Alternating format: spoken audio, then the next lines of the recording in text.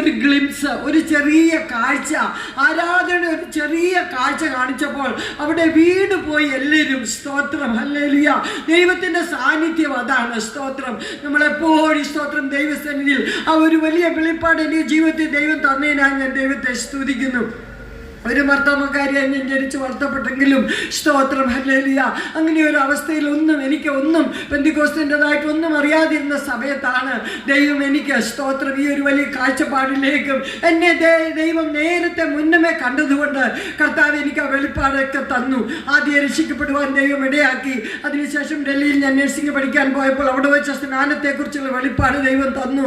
ഒന്നും ഞാൻ നോക്കിയില്ല. എനിക്കറിയാം എൻ്റെ പിതാവ് ഭയങ്കര മുൻകോപിയായിരുന്നു. എൻ്റെ പിതാവ് പറഞ്ഞാൽ എന്നെ ഒരു നിമിഷം പോലും അവിടെ നിർത്തത്തില്ലെന്ന് എനിക്കറിയാം. എന്നാൽ അതൊന്നും എനിക്ക് വിഷയമില്ല. പാട്ടുകാരൻ പറയുന്ന പോലെ ആഴിയെന്നോർത്തിൽ ആഴമാരെന്നറിഞ്ഞില്ല, ഇറങ്ങി ഞാൻ പ്രിയനെ നിന്റെ വിളി കേട്ടെന്ന് പറഞ്ഞതുപോലെ ഞാൻ ഒന്നും നോക്കാതെ സ്തോത്രം യേശുവിന് വേണ്ടി ഞാൻ എല്ലായിടും എപ്പോഴും പറയും, ഞാൻ ഒരാളെ സ്നേഹിക്കുന്നു. അത് അന്നും ഇന്നും ഒട്ടും കുറഞ്ഞിട്ടില്ല, കൂടിയിട്ടേ ഉള്ളൂ.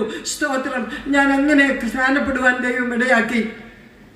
എന്നാൽ സ്തോത്രം ഞാൻ കർത്താവിനോട് പറഞ്ഞു, എൻ്റെ ജീവിതത്തിൻ്റെ സകലം തന്നിരിക്കുന്ന കൃപകൾ, കൃപാവരങ്ങൾ, ദൈവം തന്ന ഭൗതിക നന്മകൾ, സ്തോത്രം എല്ലാം ഞാൻ ഒന്നും എൻ്റെ ജീവിതത്തെ റിസർവായിട്ട് ഇന്ന് വരെ വെച്ചിട്ടില്ല. സ്തോത്രം. എൻ്റെ യേശുവിൻ്റെ രാജ്യത്തിൻ്റെ വ്യാപ്തി അത് മാത്രം എൻ്റെ ജീവിതത്തിൻ്റെ ആഗ്രഹം.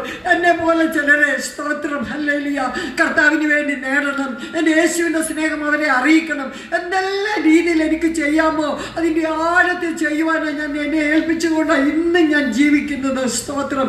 ദൈവത്തിൻ്റെ എല്ലാ വിശ്വസ്തക്കായി സ്തോത്രം. നമുക്കറിയാം യോഹന്നാന് വെളിപ്പാട് പുസ്തകത്തിൽ സ്തോത്രം കത്ത് ദിവസത്തിൽ ആത്മവ്യവസ്ഥനായി യോഹന്നാനെ സ്തോത്രം തിളച്ച എണ്ണയിലിട്ടു. സ്തോത്രം. അതിനു മുമ്പ് കൊല്ലാനൊക്കെ വാളിലൊക്കെ വെട്ടാനൊക്കെ നോക്കി. എന്നാൽ അവിടെയൊക്കെ ദൈവം അവനെ വിടുവിച്ചു. സ്തോത്രം. 90 വയസ്സ് കഴിഞ്ഞാൽ നിങ്ങളൊന്ന് ഓർത്തേ, ഞാനിവിടെ ഇരിക്കുമ്പോഴൊക്കെ അതെല്ലാം ഓർക്കും.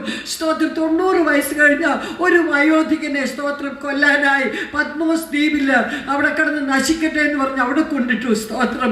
ദൈവം വിടുവോ? സ്തോത്രം. ദൈവത്തിന്റെ മാർവോട് ചേർന്നിരുന്നവൻ സുവിശേഷം എഴുതുവാൻ കൃപ കൊടുത്ത കർത്താവ്. സ്തോത്രം. ലേഖനം എഴുതുവാൻ കൃപ കൊടുത്ത കർത്താവ് ഓർത്തു. സ്തോത്രം. എൻ്റെ വെളിപ്പാട് എൻ്റെ ദാസന് ഞാൻ കാണിച്ചിട്ടേ ഉള്ളൂ.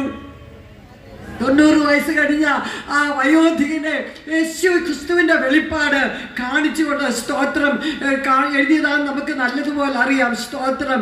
ദൈവത്തിൻ്റെ ആ ഒരു വലിയ ഗ്ലിംസ് യേശുവിൻ്റെ അത് 1-ാം അധ്യായത്തിൽ നമുക്ക് കാണുവാൻ സാധിക്കും. സ്തോത്രം. 3-ാം അധ്യായത്തിൽ വരുമ്പോൾ സ്തോത്രം ആ ഫിലദെൽഫിയ